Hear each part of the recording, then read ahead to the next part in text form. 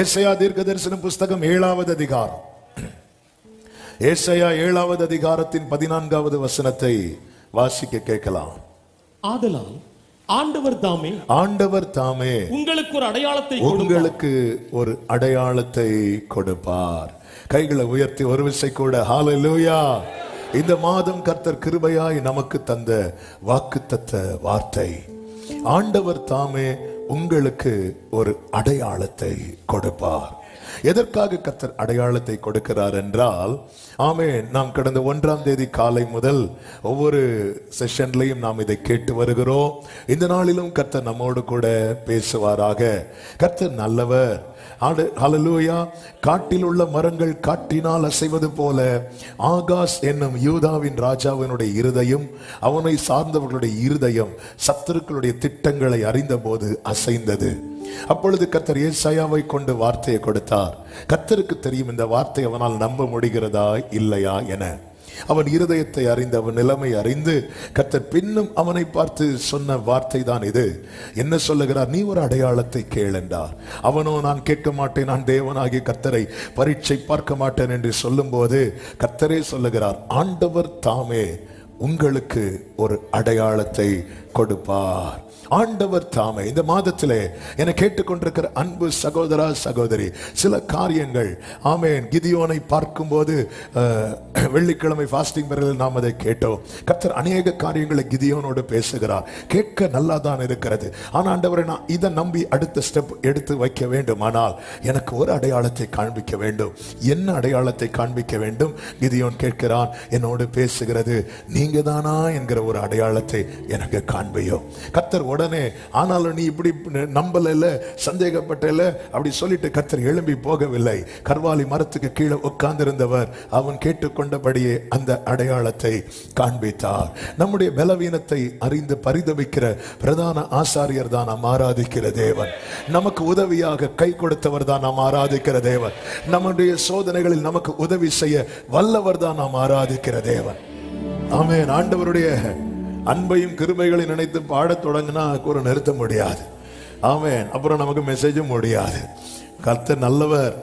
கர்த்தர் மோசேயை கொண்டு இஸ்ரவேலரோடு அநேக காரியங்களை பேசும்போது மோசே இஸ்ரவேலர்களை பார்த்து ஒரு வார்த்தை சொல்லுவார்.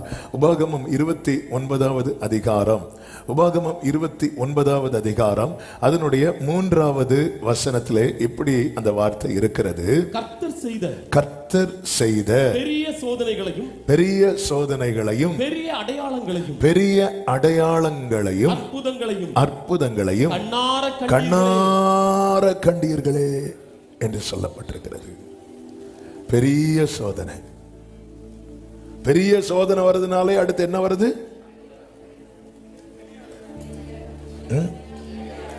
சொல்லுங்க சத்தமா, இன்னும் சொல்லுங்க சத்தமா. பெரிய அடையாளம் வருதுனாலே அடுத்து என்ன வருது? அற்புதங்கள் வருகிறது. அல்லேலூயா. இங்க சோதனையை கண்ட அநேகர் உண்டு. இந்த முதல் ஞாயிற்றுக்கிழமை காலை வேளையில, உங்கள் கண்கள் பெரிய சோதனைகளை கண்டதுண்டானால் உங்கள் கண்கள் பெரிய அடையாளங்களையும் அற்புதங்களையும் காண போகிறது. நம்புறவங்க மட்டும் நல்ல கைகளை தட்டி ஆமென். இஸ்ரவேலருக்கு கர்த்தர் காண்பித்த அடையாளங்கள், எதற்காக அந்த அடையாளங்களை காண்பித்தார் என்று ஒரு சில காரியங்களை வேகமாய் சொல்லி ஜெபிக்க விரும்புகிறேன். கர்த்தர் நம்மோடு கூட பேசுவாராக. நமக்கும் அப்படியே செய்கிறார். கர்த்தர் நல்லவர். ஆமென். ரோமர் 4 கடைசி வசனங்களில் இப்படி ஒரு வார்த்தை அதில் சொல்லப்பட்டிருக்கிறோம். ஆபிரகாமுடைய விசுவாசத்தை குறித்து சொல்லிவிட்டு, இது ஆபிரகாமுக்காக மாத்திரமல்ல நமக்காகவும் எழுதப்பட்டு இருக்கிறது, நமக்காகவும் எழுதப்பட்டு இருக்கிறது என்று அந்த கடைசி வசனங்களிலே பார்க்கும்போது நாம் அறிந்து கொள்ள முடியும். ஆபிரகாமுக்காக மாத்திரமல்ல, 23வது வசனம், அவனுக்காக மாத்திரமல்ல நமக்காகவும். எல்லாரும் பைபிளை கையில எடுத்து இப்போ உயர்த்தி சொல்லுங்க, இது எனக்காகவும் எழுதப்பட்டிருக்கிறது, எனக்காகவும் எழுதப்பட்டிருக்கிறது. ஆமென் சொல்லுங்க பார்க்கலாம். எனவேதான் இந்த வேதத்தை நேசிக்கிற தாவீதுக்கு என்றல்ல, இந்த வேதத்தை நேசிக்கிறவர்களுக்கு மிகுந்த சமாதானம் உண்டு. கர்த்தர் உங்களை ஆசீர்வதிப்பாராக. இதற்காக கர்த்தர் அடையாளத்தை காண்பிக்கிறார். முதலாவது, நாம் இன்னும் இன்னும் அவர் கிருபை நம்மேல் இருக்கிறது என்பதை நாம் அறியும்படியாக, இன்னும் அவர் கிருபை, அவர் இன்னும் நம்மேல் கிருபையாய் இருக்கிறார் என்பதை நாம் அறியும்படியாக கர்த்தர் தாமே அடையாளத்தை கொடுக்கிறார். யாத்திராகமம் 3வது அதிகாரம் 1 முதல் பார்க்கும்போது, ஆமென், மோசே மீதியான் தேசத்து ஆசாரியனாய் இருந்த தன் மாமனாகிய எத்ரோவின் ஆடுகளை மேய்த்து வந்த மோசே தேவ பர்வதமாகிய ஓரே மட்டும் வருகிறான். வந்தபோது 2-3 வசனங்களிலே இப்படி சொல்லப்பட்டிருக்கிறது, கர்த்தருடைய தூதனானவர் ஒரு முச்செடியின் நடுவில் இருந்து உண்டான அக்கினி ஜுவாலையிலே நின்று. 3 காரியங்கள் அங்கே இருக்கிறது. முச்செடி, அக்கினி, தேவன். முச்செடி, அக்கினி, தேவன். இப்பொழுது மோசே பார்க்கிறான். இது மோசேக்கு கர்த்தர் ஒரு அடையாளமாக காண்பிக்கிறார். என்ன அடையாளம்? எப்படி இந்த முச்செடியிலே அக்கினி பற்றி எரிகிறதோ அப்படியேதான் இஸ்ரவேலர்கள் இப்பொழுது எங்கே இருக்கிறார்கள் என்றால் எகிப்து என்னும் தீக்குள்ளே இருக்கிறாங்க. எப்படி இந்த முச்செடியிலே அக்கினி பற்றி எரிகிறதோ அப்படியே இஸ்ரவேலர்கள் எகிப்து என்னும் அக்கினிக்குள்ளே இருக்கிறார்கள். ஆனால் இங்கே என்ன அடையாளமாய் கர்த்தர் காண்பிக்கிறார் என்றால், இந்த அக்கினி பற்றி எரிந்தும் இந்த முச்செடி வெந்து போகவில்லை. காரணம், கர்த்தர் அங்கே இருக்கிறார். இது கர்த்தர் மோசேக்கு எப்படி உணர்த்துகிறார் தெரியுமா? இஸ்ரவேலர்கள் எகிப்தின் பிடியிலே எகிப்தியரால் ஒடுக்கப்பட்டு இருந்தும் இன்னும் அவர்கள் நிர்மூலமாகவில்லை. ஹல்லேலூயா! மோசே வந்து பார்க்கிறான். 3வது வசனம், இந்த முச்செடி வெந்து போகாதிருக்கிறது என்ன? நான் கிட்ட போய் இந்த அற்புத காட்சியை பார்ப்பேன். மோசே, இந்த முச்செடி வெந்து போகாதிருக்கிறது உனக்கு அற்புதமாய் தெரிகிறது. நீ கிட்ட வந்து பார்க்கிறியே, வா, எகிப்துக்கு வா, அங்க கிட்ட போய் பாரு. இஸ்ரவேலர் எகிப்தியரால இவ்வளவு ஒடுக்கப்பட்ட பிறகும் இன்னும் அவர்கள் நிர்மூலமாகாமல் இருக்க காரணம் என்ன? தேவன் அது நடுவில் இருக்கிறார். அது அசையாது. தேவன் அதற்கு சகாயம் பண்ணுவார். ஆமென் சொல்லுங்க பார்க்கலாம். கர்த்தருடைய பரிசுத்த நாமத்திற்கு மகிமை உண்டாவதாக. முச்செடி வெந்து போகாதிருக்கிறது எப்படி அதிசயமோ, அப்படியே பார்வோன் ஒடுக்கின பின்பும் இஸ்ரவேலர் நிர்மூலமாகாதிருக்கிறது அதிசயம். எனவே தான் போன வாரம் நாம கேட்டோம், மோசே மாமனாரிடத்தில் போய் சொல்லுகிறான், என் ஜனங்கள் உயிரோடு இருக்கிறார்களா என்று பார்த்து வரும்படி என்னை நீர் அனுப்பிவிட வேண்டும். எப்படி இத்தனை பிரச்சனைகள் நடுவிலும் கர்த்தர் இந்த காலை வேளையிலே, இந்த செய்தியின் முதல் வேளையிலே சொல்ல விரும்புகிற வார்த்தை இதுதான். கர்த்தருடைய தூதனானவர்.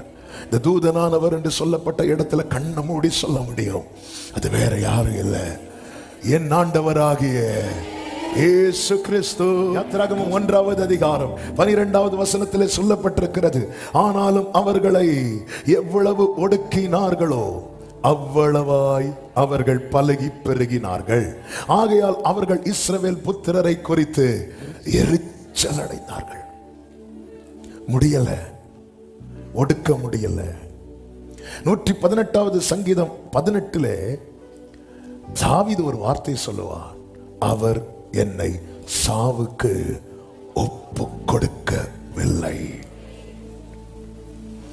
அவர் ஒப்பு கொடுக்கலைனாலே அதன் அர்த்தம் என்ன? இன்னும் கிருபையாயிருக்க.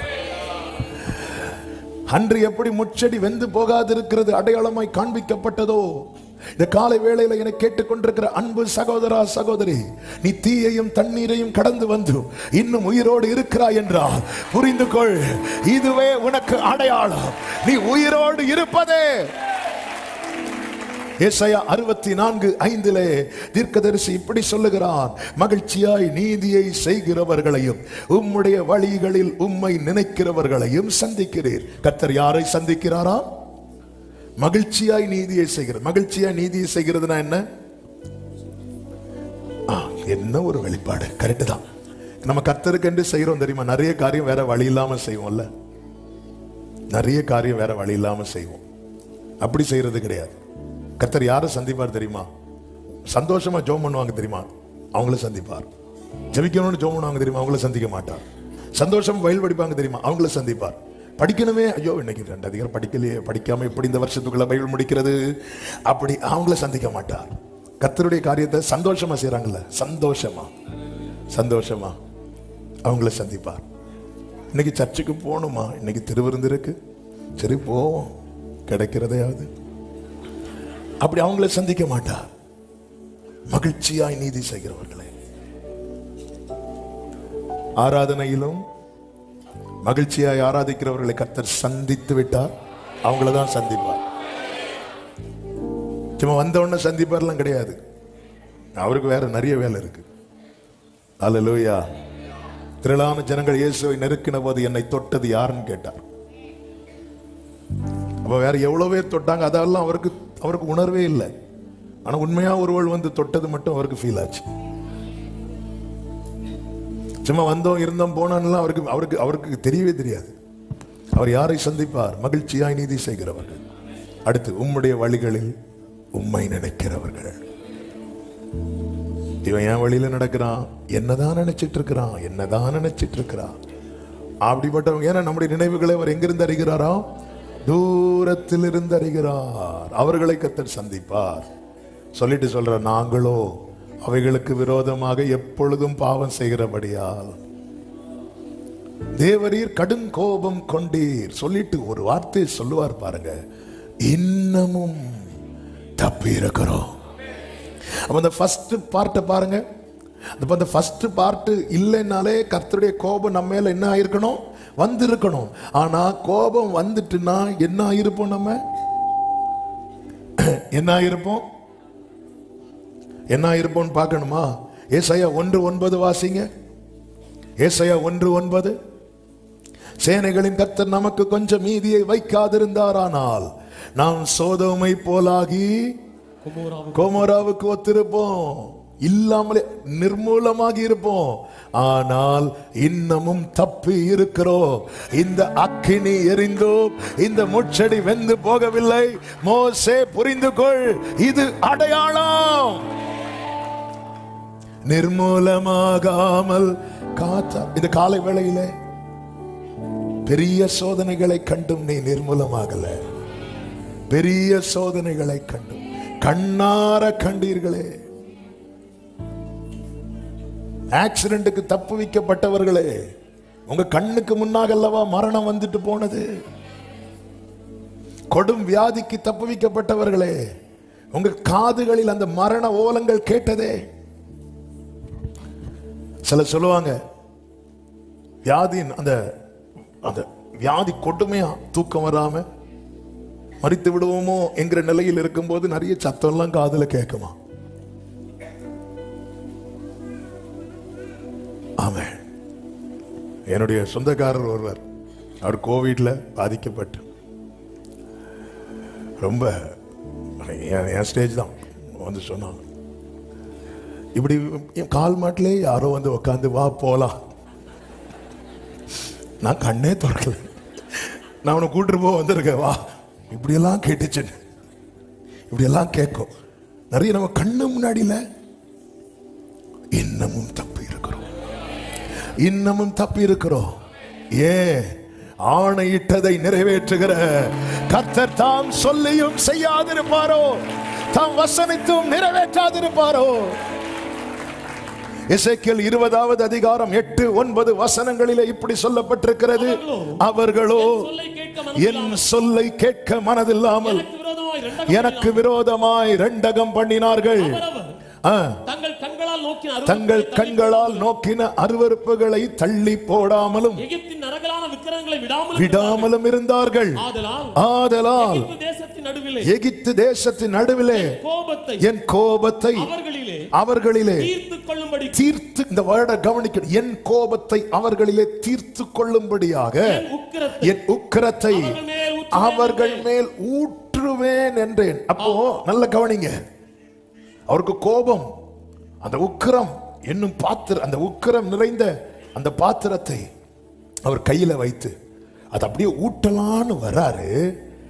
அடுத்த வசனத்தில் சொல்லப்பட்டிருக்கிறது, ஆகிலும் நான் என்னை இவர்களுக்கு வெளிப்படுத்தி இவர்களுக்கு முன்பாக என் நாமம் பரிசுத்த குலைச்சல் ஆகாதபடிக்கு இவர்களை எகிப்து தேசத்திலிருந்து புறப்பட பண்ணி என் நாமத்தின் நிமித்தம் கிருபை செய்தேன். பிரியமானவர்களே, தாவீது சொல்லுகிறான், நீர் அக்கிரமத்தை கவனித்திருப்பீர், ஆனால் யார் நிலை நிற்பான்? நம்முடைய செயல்கள் நிமித்தம் நம்மேல் எது ஊற்றப்பட வேண்டியது தெரியுமா? அவருடைய உக்கிரம் ஊற்றப்பட வேண்டியது. அவருடைய உக்கிரம் ஊற்றப்பட்டால் என்ன இருக்கும்? சோதோம் கோமராவுக்கு ஒத்திருப்போம். சோதோம் கோமராவுக்கு என்ன நடந்ததோ அதுதான் நமக்கும் நடந்திருக்கும். நம்மை பார்க்கிறவர்கள் சொல்லுவார்கள், இதுதான் சோதோம் கோமராவோ, இவன் தான் சோதோம் கோமராவோ என்று சொல்லும்படியா இருந்திருக்கும். ஆனால் அந்த உக்கிரத்தை ஊற்றுவதற்கு பதிலாக கர்த்தர் கிருபையை ஊற்றினதுனால நாம் நிர்மூலமாகாதிருக்கிறது. கர்த்தருடைய கிருபை என்று சொல்லுகிறவர்கள் நல்ல கைகளை தட்டி ஆண்டவருக்கு மகிமை. ஹல்லேலூயா, ஹல்லேலூயா. பாபிலோனின் சிறையிருப்பில் இருந்த நாட்களிலே எஸ்ரா சொன்ன ஒரு வார்த்தை உண்டு. 9வது அதிகாரம் 8-9 வசனங்களிலே, எங்கள் அடிமைத்தனத்திலே எங்களுக்கு கொஞ்சம் உயிர் கொடுக்கவும் அவராலே கொஞ்ச நேரமாவது கிருபை கிடைத்தது. பிரியமானவர்களே, அந்த கொஞ்சம் உயிர் கூட அவர் கிருபையில மட்டும்தான் நமக்கு கிடைக்கும். இதை மறந்து விடவே கூடாது. என் வாழ்க்கையில கர்த்தர் தாம் சொன்னதை நிறைவேற்றுவார் என்பதை நான் எப்படி நம்ப? எனக்கு ஒரு அடையாளம் என்ன என்று இந்த காலை வேளையில் நீங்கள் கேட்டுக் கொண்டிருப்பீர்களே, ஆனால் இன்னும் நீங்கள் வெந்து போகவில்லை. உன் கண் கண்ட பெரிய சோதனைகளிலும் நீ நிர்மூலமாகாதிருக்கிறாயே, இதுவே உனக்கு. ஹல்லேலூயா. அடையாளத்தை இன்னைக்கு கண்ணாடியில போய் பாருங்க. ஆமென். பக்கத்துல பார்த்து சொல்லுங்க, நீங்க தாங்க அடையாளம். சொல்லுங்க பக்கத்துல பார்த்து. அப்படியாவது 2 பேரை எழுப்பி விடுவீங்க. நானும் ட்ரை பண்ணிட்டு இருக்கிறேன். ஹல்லேலூயா. நீங்க தான் அடையாளம். யாருக்கு அடையாளம்? உங்களுக்கு தான் அடையாளம். ஹல்லேலூயா. முதல்ல நீங்க உங்களுக்கு அடையாளமா இருங்க, அப்புறம் 4 பேருக்கு அடையாளமா மாறலாம். சொல்லிட்டு 9வது வசனத்துல எஸ்ரா சொல்லுகிறார், வாசியுங்கள். நாங்கள் அடிமைகளாயிருந்தோம். ஆனாலும், இந்த வேர்டை கவனிக்கணும். ஆனாலும். தமிழுக்காக ஆண்டவருக்கு ஸ்தோத்திரம் சொல்லுங்க. அப்படி இல்லை, ஆனாலும். அது நான் ஸ்தோத்திரம் சொல்லிட்டேன். ஆனாலும் எங்கள் அடிமைத்தனத்திலே, எங்கள் அடிமைத்தனத்திலே எங்கள் தேவன், எங்கள், இந்த வேர்டை கவனிக்கணும். எங்கள் தேவன். ஏன் நிர்மூலமாகல தெரியுமா? எங்கள் தேவன் எங்களை கைவிடல. எங்களுக்கு உயிர் கொடுக்கவும். எல்லாரும் சொல்லுங்க, உயிர் கொடுக்கவும். நாங்கள் எங்கள் தேவனுடைய ஆலயத்தை எடுப்பித்து பாழாய் போனதை புதுப்பிக்கும் படிக்கும். அடுத்த வார்த்தை, எங்களுக்கு யூதாவிலும் எருசலேமிலும் ஒரு வேலியை கட்டளையிடும் படிக்கும். எங்களுக்கு தயை கிடைக்க எங்களை கைவிடல. எங்களுக்கு உயிர் கொடுக்கணும், எங்களுக்கு ஒரு வேலையை கட்டளையிடும். இதற்கு தேவன் தயை செய்தார். நாங்கள் அடிமைகளாயிருந்தோம், எங்களுக்கு உயிர் கொடுக்க, உயிர் கொடுத்து, உயிர் கொடுக்க நின்னது கிருபையா, கிருபையா. ஒரு 5 பாயிண்ட் வச்சிருக்கிறேன். ஆனா இந்த ஒரு பாயிண்ட் என்ன ரொம்ப யோசிக்க வைத்தது. நம்ம ஈஸியா சொல்லிட்டு போயிடுறோம்ல, ஆனா நம்முடைய வாழ்க்கையில ஒவ்வொரு செகண்ட் நம்ம உயிர் வாழ்றது எவ்வளவு பெரிய கிருபை தெரியும், எவ்வளவு பெரிய கிருபை தெரியும். ஆமா, எத்தனை செய்திகளை கேள்விப்படுகிறோம். நாமும் என்றோ செய்தியா இருந்திருப்போம், ஆனால் அவர் கைவிடல. இந்த முச்செடி எரிகிறது, இது ஒரு அடையாளமாக காண்பிக்கிறார். என்ன சொல்லுகிறார்? கர்த்தர் நல்லவர். ஆமென். நீங்கள் இன்னும் நிர்மூலமாகவில்லை. அதன் அர்த்தம் நீங்க இன்னும் என் கிருபைக்குள்ளதான் இருக்கிறீர்கள். இரண்டாவதாக, நேரம் போகிறதுனால, இரண்டாவதாக கர்த்தர் ஒரு அடையாளத்தை காண்பிக்கிறார் என்றாலே, கர்த்தர் சொன்ன வார்த்தை நிறைவேறும் நாட்கள் சமீபித்து விட்டது என்ற அர்த்தம். கைகளை உயர்த்தி ஆமென் சொல்லுங்க பார்க்கலாம். கர்த்தர் ஒரு அடையாளத்தை காண்பிக்கிறார் என்றாலே, ஹல்லேலூயா. நாம் வாசித்த அந்த வாக்குத்தத்த வார்த்தையிலே ஒரு அடையாளம் கொடுக்கப்பட்டிருக்கிறது. என்ன அடையாளம்? அந்த வசனம் என்ன சொல்லப்பட்டிருக்கிறது? ஆதலால் ஆண்டவர் தாமே உங்களுக்கு ஒரு அடையாளத்தை கொடுப்பார். இதோ ஒரு கன்னிகை கர்ப்பவதியாகி ஒரு குமாரனை பெறுவாள். இது யாரை குறித்ததான வார்த்தை? சத்தமா சொல்லுங்க. அவருக்கு இம்மானுவேல் என்று பேரிடுவாள், பேரிடுவாள் என்று சொல்லப்பட்டிருக்கிறது. இந்த வார்த்தை அடையாளமாய் கொடுக்கப்பட்டாலும், இந்த தீர்க்க தரிசன வார்த்தை, இந்த வார்த்தை உரைக்கப்படுவதற்கு ஆமென் 3000-4000 ஆண்டுகளுக்கு முன்பதாக, 3000க்கு மேல ஆண்டுகளுக்கு முன்பதாக ஆமென். அதாவது இந்த பூமியிலே தேவன் மனிதனை சிருஷ்டித்த அந்த ஆரம்பத்திலே ஒரு தீர்க்க தரிசன வார்த்தையை கர்த்தர் சொன்னார். சர்ப்பத்தை பார்த்து, உன் வித்துக்கும் ஸ்திரீயின் வித்துக்கும், ஸ்திரீயின் வித்துக்கும். ஆமென். ஹல்லேலூயா. ஸ்திரீயின் வித்து என்று சொல்லும் போதே அங்கே தெளிவாய் தெரிகிறது, புருஷனை சேராதவள், புருஷனை சேராதவள். இல்லை என்றால் அவன் வித்துக்கும் என்று அவர் சொல்லியிருப்பார். ஆண்டவருடைய வார்த்தையில ஒன்று கூட, ஒரு உறுப்பு கூட மாறாமல் நிறைவேறும். ஹல்லேலூயா. ஆமென். கர்த்தருக்கு மகிமை உண்டாவதாக. இஸ்மவேலை குறித்து கர்த்தர் ஆபிரகாமோடு பேசும்போது அவன் அவள் வித்து என்று சொல்லவில்லை, அவனும் உன் வித்தா இருக்கிறபடியால். ஹல்லேலூயா. புருஷனை சேர்ந்த பிறகு அவள் வித்து என்று வராது, அவன் வித்து என்று தான் வரும். அவனுடையவன். எனவே தான் ஆபிரகாம் ஈசாக்கை பெற்றான், ஈசாக்கு யாக்கோபை பெற்றான், யாக்கோபு 12 கோத்திரத்தார் இவனை பெற்றான், அவனை பெற்றான், பெற்றான் பெற்றான் பெற்றான் இருக்கும். என்ன பெற்றான்? ஆண்டவரை ஒருவேளை சில நடத்திப்பாங்க, ஆரம்ப நாட்கள்ல ஒருவேளை மாறி நடந்திருக்குமோ? இல்ல இல்ல இல்ல. ஆமென். புருஷனை வைத்துதான், அதான் புருஷரா இருங்கள் என்று சொல்லப்பட்டிருக்கிறது.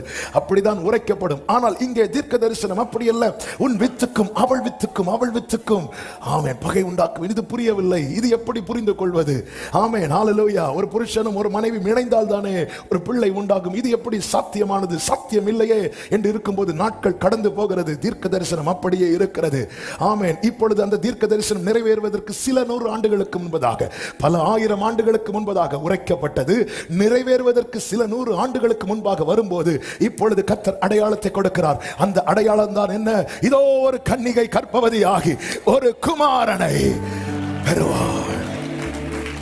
அடையாளம் கொடுக்கிறார் என்றாலே அதன் அர்த்தம் என்ன? நிறைவேறும் நாட்கள் சமீபமாய் வந்துவிட்டது. என கேட்டுக்கொண்டிருக்கிற கர்த்தருடைய பிள்ளை, இந்த மாதம் கர்த்தர் என்ன வார்த்தை தந்திருக்கிறார்? இதோ நான் உனக்கு ஒரு அடையாளத்தை கொடுப்பேன் என்று. அதன் அர்த்தம் என்ன? பல நாட்களுக்கு முன்பாக, பல ஆண்டுகளுக்கு முன்பாக உன் வாழ்க்கையில் உரைக்கப்பட்டது நிறைவேறும் நாட்கள். ஹல்லேலூயா. ஆமென். சொல்லுங்க பார்க்கலாம். எத்தனை பேர் நம்புறீங்க? சிலர் 7:17 ஆபிரகாமுக்கு தேவன் ஆணையிட்டு அருளின வாக்குத்தத்தம் நிறைவேறும் காலம் சமீபித்த போது. இதுக்கப்புறம் தான் அடையாளம் எல்லாம் கொடுக்கிறார். நிறைவேறும் காலம். கர்த்தர் ஒரு அடையாளத்தை காண்பிக்கிறார் என்றால் பக்கத்துல வந்துட்டோம். பக்கத்துல பார்த்து சொல்லுங்க, பக்கத்துல வந்துட்டோம். சும்மா சொல்லுங்க, பக்கத்துல. எத்தனை பேர் சந்தோஷமா சொல்றீங்க? நான் ஏதை சொல்ல வைக்கிறேன் தெரியுமா? நீங்க எங்க இருந்து சொல்றீங்க தெரியுமா? அவர் பாதத்தில் இருந்து, அவர் பாதத்தில் இருந்து நீங்க சொல்லுகிற ஒவ்வொரு விசுவாச அறிக்கையும் உங்க வாழ்க்கையில சுதந்திரமாக போகிறது, சுதந்திரமாக போகிறது. இப்ப ஒரு விஷயம் கூட சொல்லுங்க, பக்கத்துல வந்துட்டோம். ஹல்லேலூயா. பக்கத்துல வந்துட்டோம். இன்னும் கொஞ்ச நேரத்துல மீட்டிங் முடிய போகுது. பக்கத்துல வந்துட்டோம். ஹல்லேலூயா. நிறைவேறும் காலம் சமீபித்த போது. இதுவரை ஒரு அடையாளம் இல்ல, ஒரு அடையாளம் இல்ல. 1000 ஆண்டு தாண்டுகிறது, 1000 ஆண்டு தாண்டுகிறது, 1000 ஆண்டு தாண்டுகிறது. இயேசு வெளிப்பட்டு 2024 2000 வருஷத்துக்கு முன்பதாக இயேசு பிறந்தார். இயேசு பிறப்பதற்கு 400-500 ஆண்டுகளுக்கு முன்பதாக தான் ஏசாயா 7:14 உரைக்கப்பட்டது.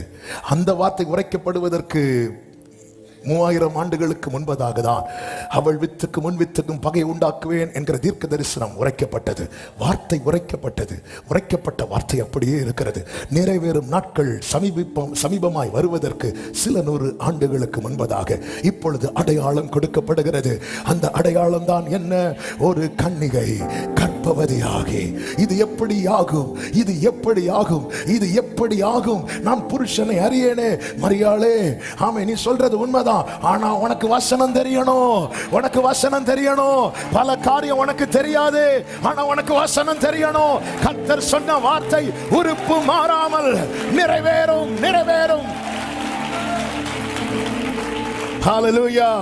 இது எப்படி ஆகும் என்று சொல்லும் போதுதான் கேப்ரியல் சொல்லுகிறான். தேவனால் அனுப்பப்பட்ட மெசஞ்சர், தேவனால் அனுப்பப்பட்ட தேவனுடைய வார்த்தையை உரைக்கும்படி அனுப்பப்பட்ட கேப்ரியல் சொல்லுகிறான், தேவனால் கூடாத காரியம் ஒன்றும்.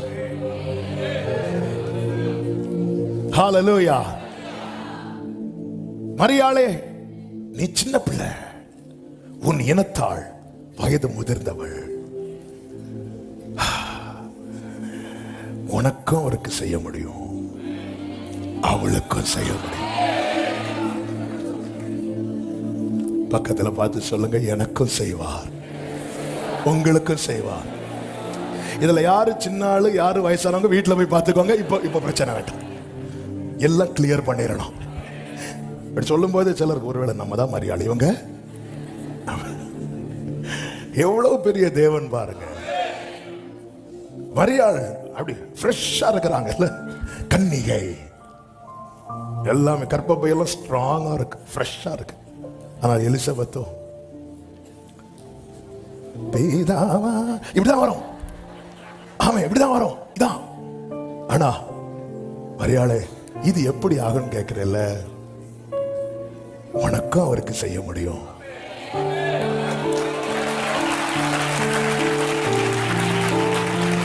என் தேவன் பெரியவர் சர்வ வல்லவர் சொல்றவங்க நல்ல கைகளை சட்டி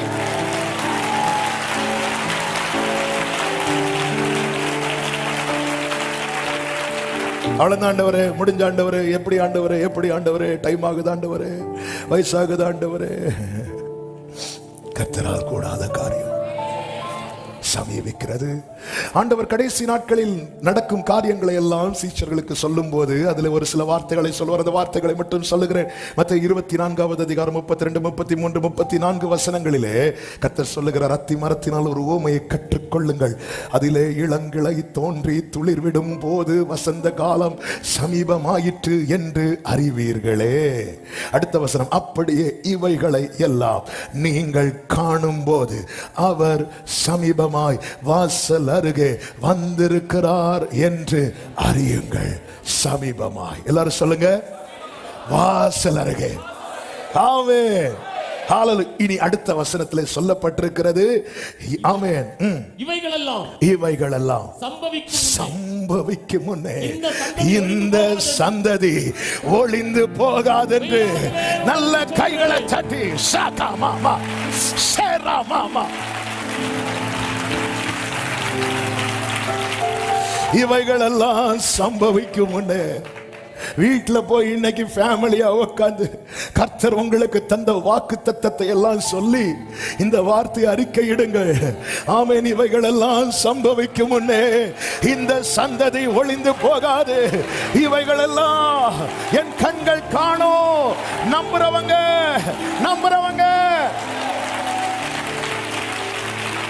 ஆமென் சொல்லுங்க பார்க்கலாம். இப்படி சொல்லிட்டு தான் அடுத்து அடிக்கிறார் பாருங்க. 35வது வசனம், வானமும் பூமியும் ஒளிந்து போகும், என் வார்த்தைகளோ நல்ல கைகளை தட்டி. ஜீசஸ், ஹalleluya, ஹalleluya. அடையாளம் வருதுனாலே பக்கத்துல வந்துட்டு ஆண்டவர் தாமே உங்களுக்கு, ஹalleluya. இன்னைக்கு காலையில இந்த வார்த்தைகளும் உள்ளே வந்தது. இன்னொரு செய்தியும் உள்ளே ஃபார்ம் ஆக ஆரம்பிச்சிட்டு, அப்போ அந்த செய்தியை கொஞ்சம் மெடிடேட் பண்ணலான்னு போனால் ஆண்டவர் போகவே விடலை. அந்த செய்தி இருக்கட்டும், இன்னைக்கு காலையில் இதை நீ பிள்ளைங்கள்ட்ட சொல்லு. ஹல்லேலூயா, அதில் பக்கத்தில். அதனால தான் கொஞ்சம் டிலே ஆனதுனால இப்போ அடையாளம் கூட கேட்க மனசில் ஆகாசை போல நான் கேட்க மாட்டேன். ஆண்டவர் தாமே இவைகள் சம்பவிக்கும் முன்னே இந்த சந்ததி ஒளிந்து போகாதென்று மெய்யாகவே உங்களுக்கு சொல்லுகிறேன். இந்த வானம் கூட ஒளிந்து போகும், வார்த்தையுடையவன் நிற்பான். இந்த பூமி கூட ஒளிந்து போகும், வார்த்தையுடையவன் நிற்பான். எத்தனை பேர் நம்புறீங்க? என் கண்களால் அதை காணும்படி செய்வார்னு சொல்றவங்க. மூன்றாவது, இதற்காக அடையாளத்தை கொடுக்கிறார் தெரியுமா? அவர் சொன்னதை நாம நம்பணும். ஏன் நம்பணும்? ஏசாயா 7வது அதிகாரம் 9வது வசனத்தில் இப்படி சொல்லப்பட்டிருக்கிறது, எப்ராயிமின் தலை சமாரியா, சமாரியாவின் தலை கமலியாவின் மகன். நீங்கள் விசுவாசியாவிட்டால், கவனிங்க, நீங்கள் விசுவாசியாவிட்டால் நிலை பெற மாட்டீர்கள். நிலை பெற மாட்டேன். நான் உனக்கு நிறைய சொல்றேன்பா, ஆனா ஒன்னு புரிஞ்சுக்கோ, நீ விசுவாசிக்கலைன்னா நிக்க மாட்டேன். அப்ப நான் நம்பணும். அதனாலதான் அடுத்த வசனத்திலே கர்த்தர் சொல்லுகிறார், பின்னும் கர்த்தர் ஆகாசை நோக்கி. அவர் நீ விசுவாசியாவிட்டால் நிலை பெற மாட்டீர்கள் சொல்லிட்டு போக வேண்டியதானே? இல்ல, அதன் அர்த்தம் என்ன? நான் நிக்கணும்னு அவர் விரும்புகிறார். ஹல்லேலூயா, ஹல்லேலூயா. கர்த்தர் நல்லவர். நாம நிக்கணும், நம்ம சுதந்திரிக்கணும். நம்ம நிர்மூலமாயிடக்கூடாது. இது கர்த்தர் விரும்புகிறார். எனவேதான் அடையாளங்கள். பாருங்கள், மோசேக்கு கர்த்தர் அடையாளங்கள் மேல் அடையாளங்களை கொடுக்கிறார். எதற்காக? யாத்ராகமம் 4:5 சொல்லப்பட்டிருக்கிறது, ஆபிரகாமின் தேவனும் ஈசாக்கின் தேவனும் யாக்கோபின் தேவனுமாய் இருக்கிற தங்கள் பிதாக்களுடைய தேவனாகிய கர்த்தர் உனக்கு தரிசனமானதை அவர்கள் நம்புவதற்கு இதுவே அடையாளம். 8வது வசனத்தை வாசியுங்கள். அப்பொழுது அவர் முந்தின அடையாளத்தை அவர்கள் கண்டு நம்பாமல் போனாலும் பிந்தின அடையாளத்தை கண்டு அடுத்த அடையாளம் கொடுக்கிறார். எதற்காக? நம்பணும். 9வது வசனத்தை வாசிங்க. இவ்விரண்டு அடையாளங்களை அவர்கள் நம்பாமல் வாக்குக்கு செவிகொடாமல் இருப்பார்களானால் அப்பொழுது நதியின் தண்ணீரை மொண்டு நிலத்தில் ஊற்றுவாயாக, நதியில் மொண்ட தண்ணீர் வெட்டாந்தரையிலே இரத்தமாகும் என்றார். அப்பொழுது மோசே கர்த்தரை நோக்கி, ஆண்டவரே, அடுத்த அடையாளங்களை காண்பிக்கிறது எதற்கு தெரியுமா? ஒரு புறம் இஸ்ரவேலரை வாதிப்பதாக இருந்தாலும், இன்னொரு புறம் எகிப்தியரை வாதிப்பதாக இருந்தாலும், இன்னொரு புறம் இஸ்ரவேலை நம்பணும். இஸ்ரவேலே, கர்த்தரை நம்பு, அவரே உனக்கு துணையும் கேடகமா இருக்கிறார். நீ நம்பலன்னா நிக்க முடியாது, நீ நிலை பெற மாட்ட. விசுவாசிக்கிறவன் பதறான். எலிசபெத் மரியாள் இடத்திலே சொல்லும் ஒரு வார்த்தை உண்டு, விசுவாசித்தவளே பாக்கியவதி. அடுத்த வார்த்தை என்ன தெரியுமா? கர்த்தரால் அவளுக்கு சொல்லப்பட்டவைகள். அந்த வசனம் எடுத்தீங்களா? லூக்கா 1வது அதிகாரம் ரைட் சைடு மேல இருந்து வாசிங்க. விசுவாசித்தவளே பாக்கியவதி. கர்த்தராலே அவளுக்கு சொல்லப்பட்டவைகள். ரெஃபரன்ஸ் சொல்லுங்க. ரெஃபரன்ஸ் 45. கர்த்தரால் அவளுக்கு, யாருக்கு? விசுவாசித்தவளுக்கு சொல்லப்பட்டவைகள் நிறைவேறும். இதை இன்னும் சரியாய் புரியும்படி சொல்லணும்னா, கர்த்தரால் எனக்கு சொல்லப்பட்டவைகள் நிறைவேறும் என்று யார் விசுவாசிக்கிறார்களோ அவர்கள் தான் பாக்கியவான்கள். ஆமென். கர்த்தரால். எனவேதான் நீங்க விசுவாசியாவிட்டால் எதற்காக ஒவ்வொரு அடையாளத்தை காண்பிக்கிறார்? மேய்ப்பர்கள் மந்தையை இரவிலே காத்து கொண்டிருந்த போது கர்த்தருடைய தூதன் தோன்றி, பயப்படாதிருங்கள், இதோ மிகுந்த சந்தோஷத்தை உண்டாக்கும் நற்செய்தியை உங்களுக்கு அறிவிக்கிறேன்.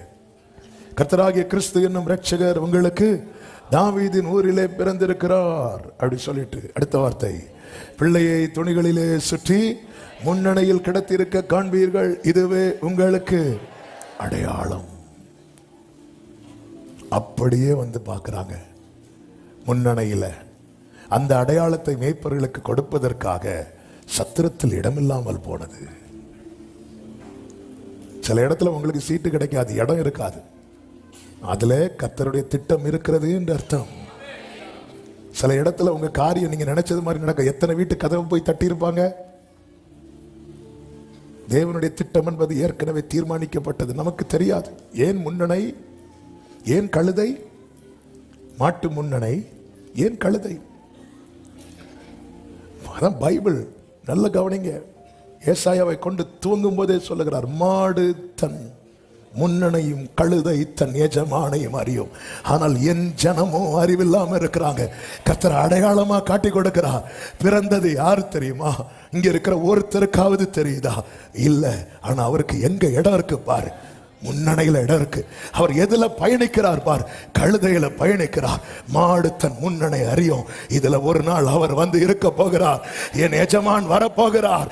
கழுதை தன் எஜமானை அறியும். நான் ஒரு காலம் ஏறிராத கழுதையா இருந்தாலும் என்னை என் எஜமான் பயன்படுத்துவார். ஆனால் என் ஜனமோ அறிவில்லாமலும் உணர்வில்லாமலும் இருக்கிறார்கள். எத்தனை முறை அவர் வந்திருப்பார். இது செய்தி இல்லை, ஆனா இதை சொன்னதுனால டச் பண்றேன். இதெல்லாம் அடையாளம். அதுக்கு தெரியுது, உனக்கு தெரியல. அதுக்கு தெரியுது. ஒருவரும் ஒரு காலம் ஏறிராத கழுதை ஃபர்ஸ்ட் டைம் ஒருத்தரை மேல ஏத்துது. எவ்வளவு பிரச்சனை பண்ணும். பழக்கப்பட்டாதான் அதுக்கு மேல ஏறி பயணிக்க முடியும். ஒரு குதிரையை எவ்வளவு ட்ரெயின் பண்ணுவாங்க தெரியுமா? ஒரு கழுதை எவ்வளவு ட்ரெயின் பண்ணுவாங்க தெரியுமா? ஒரு ஒட்டகத்தை எவ்வளவு ட்ரெயின் பண்ணுவாங்க தெரியுமா? நீங்க ஒரு குதிரையை பார்த்ததும் அப்படியே கனவுல பயங்கரமா ஓட்டுறது மாதிரி கிட்ட போங்க, அது வேற ஒன்னும் செய்யாது. அந்த பின்னாடி இருக்கிற கால் இப்படி ஒரு தூக்கும். நீங்கள் பறந்து செல்வீர்கள். அவன் ஒருவரும் ஒரு காலம் ஏறிராது. அப்படிதான் இருக்கு பைபிள்ல. அவன் இயேசுவை கொண்டு வந்து ஏத்துனா அது எவ்வளவு டிஸ்டர்பன்ஸா இருந்திருக்கும். அது அமைதியா இருக்கு. கழுதை தன் எஜமானை அறியும்.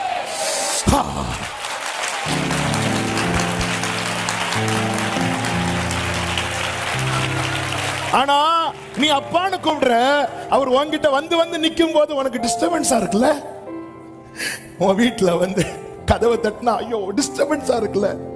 மாடு தன் முன்னணையில என்னங்க இருக்கும்? முன்னணையில புல்லுல இருக்கும். அப்ப அதுக்கு ஆகாரம் கொடுக்கப்பட்ட இடத்துல இவரை கடத்தி இருக்கு, அது அமைதியா இருக்கு. எனக்கு சாப்பாடு இல்லடல பரவாயில்ல, என் ராஜா இருக்கிறார், என் எஜமான் இருக்கிறார். மாட்டுக்கு தெரியுது, கழுதைக்கு தெரியுது.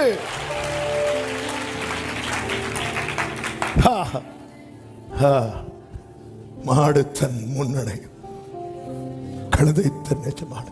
இது பேசணும்னு நினைக்கல, அவையானவர் பேச வைக்கிறார். இதான் அடையாளம். ஜனம் மட்டும் அறிந்திருந்தா அவர் எங்க பிறந்திருப்பார்?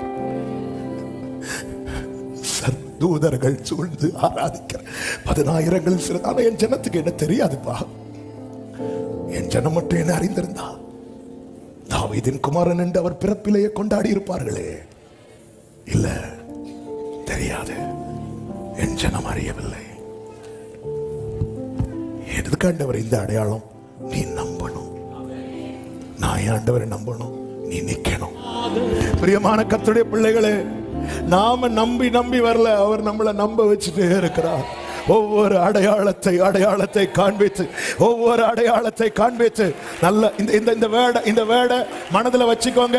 வாக்குத்தத்தம் உடையவன் கண்களுக்கு முன்பாய் நடப்பது எல்லாமே அடையாளம். வாக்குத்தத்தம் உடையவன் கண்களுக்கு முன்பாய் நடப்பது எல்லாமே அடையாளம். வாக்குத்தத்தம் உடையவன் கண்களுக்கு முன்பாய் நடப்பது எல்லாமே. ஹல்லேலூயா, ஹல்லேலூயா, ஹல்லேலூயா, ஹல்லேலூயா. ஜீசஸை விட்டுறாத சபையை, இயேசுவை விட்டு விடாது. நேரம் போறதுனால அடுத்து அவர் காண்பிக்கிற அடையாளம் என்ன? யாத்திராகமம் 12வது அதிகாரம் 23வது வசனம். என்ன அடையாளம்? எதற்காக காண்பிக்கிறார்? கர்த்தர் எகிப்தியரை அதம் பண்ணுகிறதற்கு கடந்து வருவார். நிலையின் மேற்சட்டத்திலும் வாசலின் நிலைக்கால்கள் இரண்டிலும் இரத்தத்தை காணும் போது அடுத்த அடையாளம் என்ன தெரியுமா? ரத்தம், ரத்தம், ரத்தம்.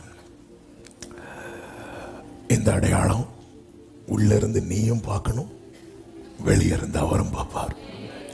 அப்போ உள்ள இருக்கிற இஸ்ரவேலருக்கும் வெளியே இருக்கிற கர்த்தருக்கும் நடுவா இப்பொழுது அடையாளமா இருக்கிறது என்ன தெரியுமா? ரத்தம், ரத்தம், இயேசு ரத்தம் எல்லா பாவங்களுக்கையும். இந்த ரத்தம் அடையாளம். இந்த அடையாளம் எகிப்தில் இருந்த இஸ்ரவேலர் வீட்டுகளிலே போடப்பட்டது.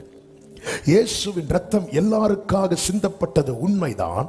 ஆனால் ரத்தம் தெளிக்கப்படுவதற்கென்று ஒரு கூட்டம் தெரிந்தெடுக்கப்பட்டது என்று 1 பேதுரு 1:2 பார்க்கிறோம்.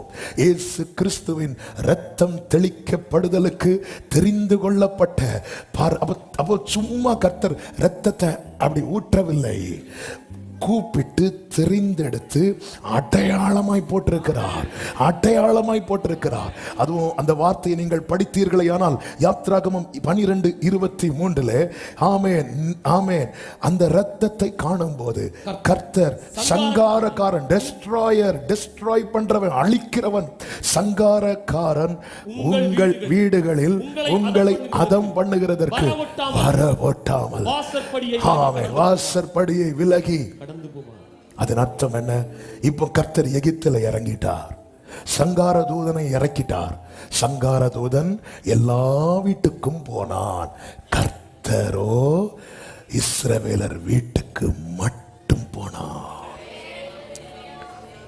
சங்கார தூதன் எல்லா வீட்டுக்கும் போனான். கர்த்தரோ இஸ்ரவேலர் வீட்டுக்கு மட்டும். உங்க தெருவில் இருக்கிற உங்களை யாருமே கண்டுக்காம இருக்கலாம், ஆனா கர்த்தர் வந்தா உங்க வீட்டுக்கு மட்டும்.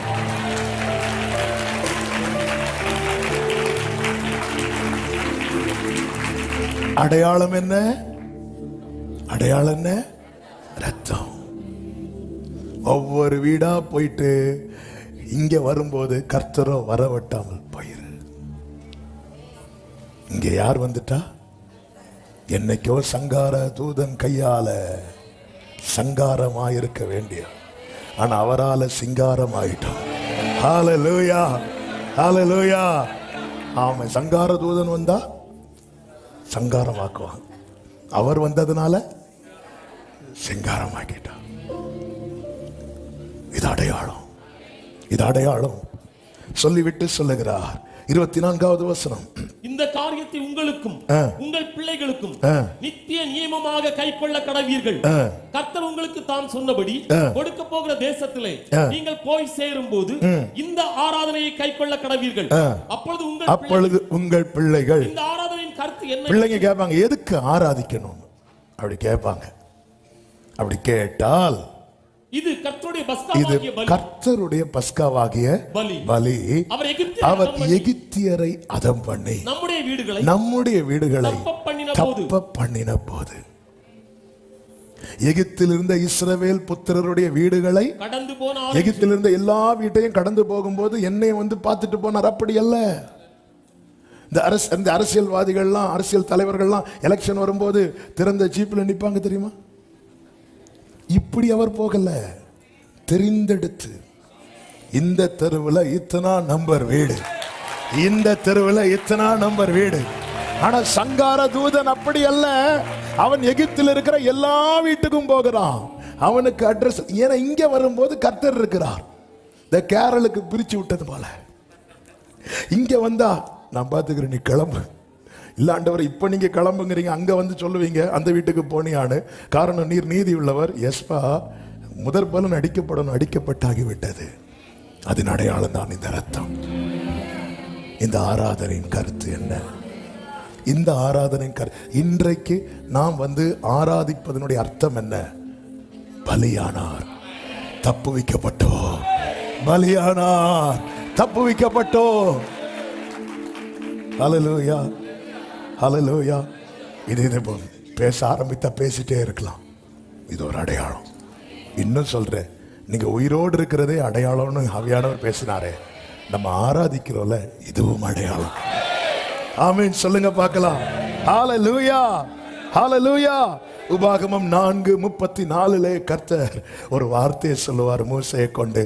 உபாகமம் 4:34, அல்லது உங்கள் தேவனாகிய கர்த்தர் எகிப்திலே உங்கள் கண்களுக்கு முன்பாக உங்களுக்கு செய்தபடி எல்லாம் தேவன் அந்நிய ஜாதிகளின் நடுவில் இருந்து ஒரு ஜனத்தை சோதனைகளினாலும் அடையாளங்களினாலும் அற்புதங்களினாலும் யுத்தத்தினாலும் வல்லமையுள்ள கரத்தினாலும் ஓங்கிய புயத்தினாலும் மகா பயங்கரமான செயல்களினாலும் தமக்கென்று தெரிந்து கொள்ள வகை பண்ணினது உண்டோ என்று நீ விசாரித்து பார். சிம்பிளா ஒரே லைன்ல சொல்ற, நீ போய் கேளு. உனக்கு செஞ்சது போல யாருக்காவது செஞ்சிருக்கிறாங்களா? நீ போய் கேளு. உன்னை காப்பாத்தினது போல, உன்னை தப்பு வைத்தது போல, உன்னை மீட்டது போல, கர்த்தர் எல்லாம் உங்களை ரட்சித்து மீட்டு காப்பாற்றி தப்பு வைத்து கொண்டு வந்திருக்கிறார். ஆனா நான் என்ன கேட்ட சொல்ல, என்ன காப்பாத்துறது போல யாரையும் காப்பாத்தி இருக்க மாட்டார். இப்படிதான் ஒவ்வொருத்தருடைய நீ போய் விசாரித்து பாருங்கிறார். நீ போய் கேளு. இப்படி ஒரு சிச்சுவேஷன் உனக்கு இருந்துச்சு, அதுல இருந்து எப்படி நீ எஸ்கேப், அதை எப்படி தாங்குன? நீ தாங்கினது போல வேற யாரையாவது தாங்கினாங்களான்னு போய் கேளு. இல்ல, நீ ஃபேஸ் பண்ணது எப்படி? நீ போய் விசாரித்து பாரு. இதே சிச்சுவேஷன்ல இருக்கிற யார்கிட்டயா போய் விசாரிச்சு பாரு. எத்தனை பேர் ஃபேஸ் பண்ண முடியாம தங்களை முடித்து கொண்டார்கள். நீ போய் விசாரித்து பாரு, போய் கேளு. இக்கரைக்கு அக்கறை பச்சை போல தெரிகிறது அல்லவா? அவங்கள்ட்ட போய் பாரு, கேளு. அவங்க ஒரு பிரச்சனையை ஹேண்டில் பண்ண முடியாம ஸ்ட்ரகிள் பண்ணிட்டு இருப்பாங்க. நீ படுக்கிறதே முள்ளுல. நீ போய் விசாரித்து பார். உனக்கு செஞ்சது போல நான் யாருக்காவது செஞ்சிருக்கிறேனா? உலக ஆசீர்வாதங்களை வைத்து அவருடைய கிருபையை அளவிடாதிருங்கள். கர்த்தர் உங்களுக்கு செய்ததை பாருங்கள்.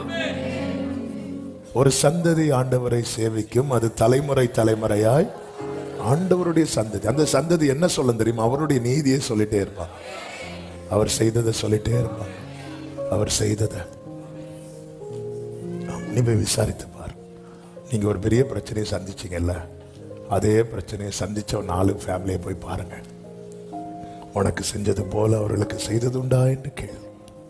அப்போ தெரியும் உனக்கு என் வேல்யூ அப்படிங்கிறார். ஆமே. நம்ம ஏதோ 1-2 காரியத்தை முன்னாடி வச்சுட்டு இஸ்ரவேல் ஜனங்கள் வனாந்திரத்தில் அழுறது போல எவ்வளவாய் உன் கண் கண்ட பெரிய சோதனைகள்.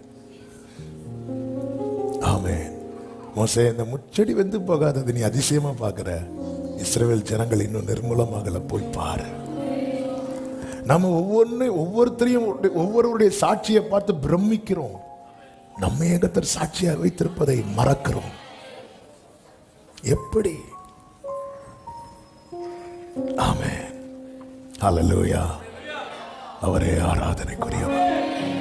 ஐந்தாவதாக இதற்காக அடையாளம் காண்பிக்கிறார் என்று சொல்லி செபிக்கிறேன். வாக்குத்தத்தம் பண்ணினதை நாம் அடையும்படிக்கு, அதை நோக்கி பயணிக்கும்படிக்கு.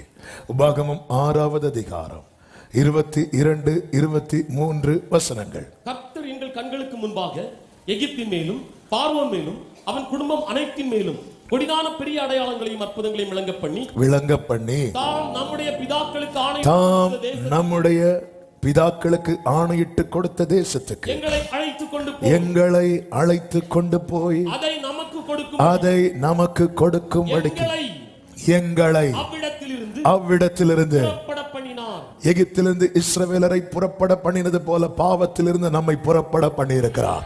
எதற்கு? வாக்குத்தத்தம் பண்ணப்பட்ட தேசத்திலே நம்மை கொண்டு போய் சேர்த்து அதை நமக்கு கொடுக்கும்படியாக. எனவேதான் இரத்தம் தெளிக்கப்படுதலுக்கு தெரிந்து கொள்ளப்பட்ட பரதேசி. பரதேசினா யாரு? Stranger, foreigner. அவன் பயணிக்கிறவன். யாக்கோபு கையிலே கோல் வைத்திருந்தான். அந்த கோலை பொதுவாகவே கோல் எதற்கெல்லாம் அடையாளமாய் காண்பிக்கப்படும்? ஒன்று மேய்ப்பனுடைய அடையாளமாக, இன்னொன்று தன் கோத்திரத்தின் அடையாளமாக. ஆனால் யாக்கோபு பயன்படுத்தின வார்த்தைகளை வைத்து பார்க்கும்போது யாக்கோபு வைத்த கோல் எதன் அடையாளமாக தெரியுமா? நான் பரதேசி, நான் பரதேசியாய் சஞ்சரித்த நாட்கள் என்று பார்வோன் வயது கேட்கும் போது சொல்லுகிறான். எனவேதான் யாக்கோபை சுற்றிலும் பிள்ளைகளும் பேர பிள்ளைகள் இருந்த போதிலும் கடைசியாக தான் நேசித்த யோசேப்பின் மடியில் தன் தலையை சாய்க்காமல் தன் கோலின் மேல் சாய்ந்து கொண்டு தொழுது கொண்டான். நான் பரதேசி, வெறும் கோலும் கையுமாய் வந்தவன். இன்னைக்கு இத்தனை பரிவாரங்கள் இருந்தாலும் நான் பரதேசி. நான் அந்த வாக்குத்தத்தம் பண்ணப்பட்ட தேசத்தை நோக்கி. எனவேதான் எபிரேயர் 11 சொல்லப்பட்டிருக்கிறது, தூரத்திலே அவைகளை கண்டு நம்பி அவைகளை அணைத்துக் கொண்டு விசுவாசத்திலே தங்களை அந்நியரும் பரதேசியும் என்று அறிக்கையிட்டு மரித்தார்கள். பிரியமான கர்த்தருடைய பிள்ளைகளே, அடையாளமாய் காண்பிக்கப்பட்ட நட்சத்திரத்தை கண்ட சாஸ்திரிகள் புறப்பட்டு வந்தார்கள். பெத்லகேமுக்குள்ளே வந்தபோது அவர்கள் சற்று வழி மாறி அரண்மனைக்குள்ளே போனார்கள். கொஞ்சம் குழம்ப ஆரம்பிச்சிட்டாங்க. அங்கேயும் குழப்பம், எல்லாருக்கும் குழப்பம். நம்ம வழி மாறிட்டோன்னு வைங்களேன், நம்மளால எல்லாருக்கும் குழப்பம். வழி மாறின யோனாவால கப்பல்ல இருந்த எல்லாருக்கும் குழப்பம். ஆமே, நீங்க பெரிய தீர்க்கதரிசியா இருக்கலாம், ஆனா இருக்கிற இடத்துல சுத்தி குழப்பம்னா நம்ம ட்ராக் மாறி இருக்கிறோம்னு அர்த்தம். அரண்மனையே கலங்கிட்டு, ஏரோதுக்கு தூக்கம் போச்சு, எல்லாம் போச்சு. ஏன்னா இவங்க ட்ராக் மாறிட்டாங்க. இவங்க புரியாம திருப்பி வந்து பார்க்கும்போது நட்சத்திரம் அங்கே இருக்கிறது. அந்த நட்சத்திரத்தை கண்டார்கள், சந்தோஷப்பட்டார்கள். இப்ப திரும்பியும் பயணத்தை துவங்குறாங்க. அந்த நட்சத்திரம் எங்க போய் நின்றது தெரியுமா? இயேசு இருந்த இடத்துல. அது போலதான் அநேக அடையாளங்களை கர்த்தர் காண்பித்து உறுதிப்படுத்தி நம்மை ஒவ்வொரு ஸ்டெப்பா எடுத்து வைக்கிறாரே. நாளை அவர் இருக்கும் இடத்துல நம்மை கர்த்தர் கொண்டு போய் சேர வைத்து அவரை பணிந்து கொள்ளும்படிக்கு கர்த்தர் உங்களை ஆசீர்வதிப்பாராக. கர்த்தர் தாமே உங்களுக்கு அடையாளத்தை தருவாராக.